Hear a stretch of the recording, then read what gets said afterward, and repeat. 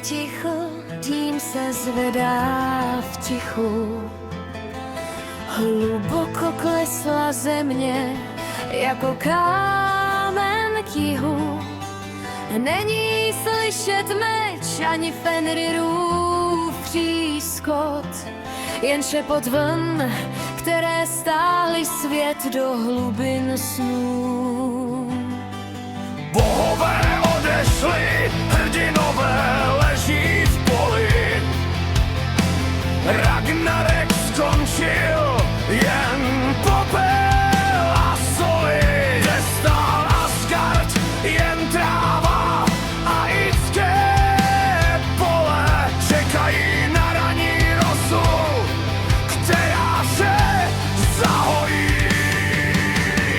Pod vodou tichá, svět se narodil znovu. Zelená země stoupá, slyšíš tóny, jsou nové. Slunce se zrodilo z dcery, jasné a bez vady. Konec cyklu minul, jsme svědky nápravy. Ticho vládne mír, přišel pohromu. Jsme přeživší, tvoříme nový domov.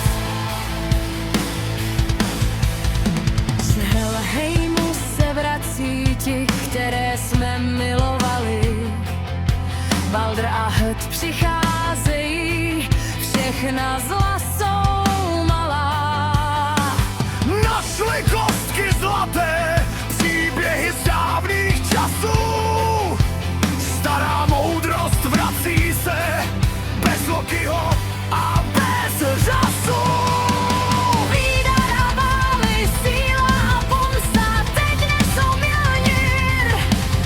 Nová rada bohů čistá, mírná, volná. Už žádný strach z proroků, z vlků ani z hadů. Jen klid a naděje, ve všech češtu pádá. Do tvých Yggdrasilu, tam pod listím hustým.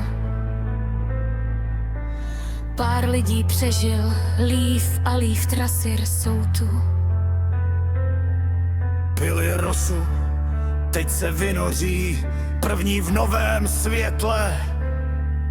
Nový rod z nich vzejde v lásce a ve sněhové bělosti.